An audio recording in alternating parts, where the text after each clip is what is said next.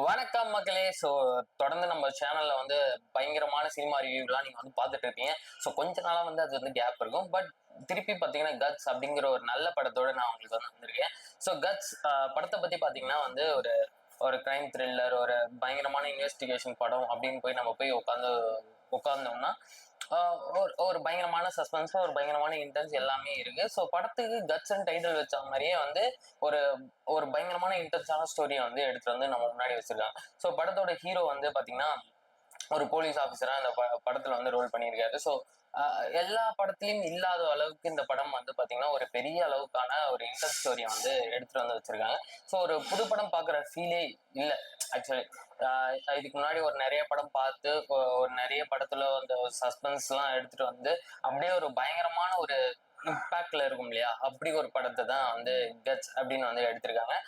படம் ஃபுல்லா பாத்தீங்கன்னாவே ஒரு கிரைம், ஒரு சஸ்பென்ஸ் எல்லாமே வந்து இன்ச் பை இன்ச் வந்து சிடிஹெச்ல வந்து உட்கார வைக்கிறது நம்மள. பொதுவா சின்ன படங்களுக்கு இருக்க உள்ளதான பிரச்சனை தான் வந்து எல்லாருக்குமே சொல்றது. அந்த சின்ன படம் எடுத்துட்டாலே வந்து கதை களத்துல கோட்டை விட்டுருவாங்க. ஒரு நல்ல கதையாவே இருந்தாலும் மேக்கிங்ல கோட்டை விட்டுருவாங்க அப்படின்ற மாதிரி சொல்லுவாங்க. ஸோ இதுல அது எதுவுமே இல்லாம ஒரு சின்ன படமா இருந்தாலும் மேக்கிங் வைஸும் அவங்களால முடிஞ்ச அளவுக்கு எஃபர்ட் போட்டு ஒரு பயங்கரமான ஆஹ் ஒரு பயங்கரமான படத்தை எடுத்துட்டு வந்து கொடுத்துருக்காங்க.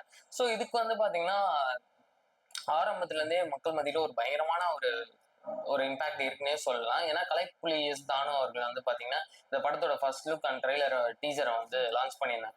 அதுல இருந்தே இந்த படம் எப்படி வரப்போகுதுன்ற எதிர்பார்ப்பு வந்து எல்லார் மத்தியிலுமே இருந்தது.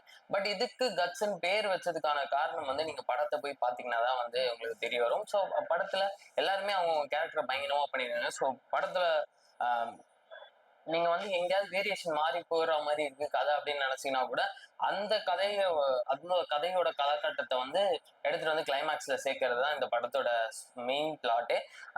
பொதுவா கட்ஸ் ஒரு பயங்கரமான படம். இந்த வாரம் தியேட்டர்ல போய் நீங்க பார்க்க வேண்டிய ஒரு பயங்கரமான படம். So must watch in theatres.